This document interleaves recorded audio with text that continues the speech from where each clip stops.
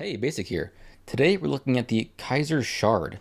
If you didn't see my last video on the Kizer monolith, Kizer is a relatively new company out of China, found in 2012, and they make some very well-made knives at an import price. If you're looking for something a little bit nicer, but can't afford something like Benchmade or Spyderco American-made, this might be a good option for you. And yeah, I dislocated a finger, so that's what that's for.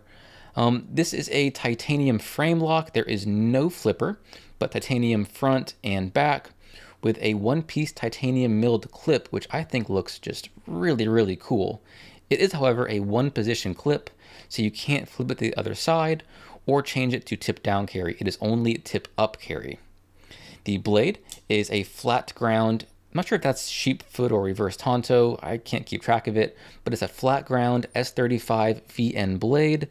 That's what you're going to find on most knives in that kind of $100 to $200 price range. Just a very nice quality steel. However, I do have some critiques, and that is probably the size of the knife. If you're looking for something that's going to be smaller, that you want to have a little more discreet, or maybe the laws where you live don't prevent you from having a larger knife, this might be a good fit for you.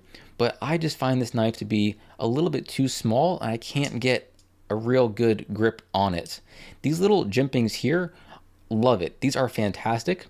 It's just a little bit too short. I get 3 fingers on, but there's no, I guess, finger choil, finger notches. There's no grooves here on either end, so it tends to slide back and forth pretty easily. Let's look at the size on this thing. The total length is about 5¼ inches, and the blade itself is 2¼ so it is definitely a very small knife if you want something to be more concealed. I like to use my Spyderco Para 3 as a benchmark for size comparisons, so as you can tell, the Spyderco Para 3 makes this thing look absolutely tiny. If you're in public, pulling out a knife like this might be a little bit too much. You want something a little more, or rather a little less aggressive looking. This could fit the bill for you. However, I wouldn't really use this for any heavy tasks like, say, camping. It's got some nice dripping on the top, so you can do some really fine work.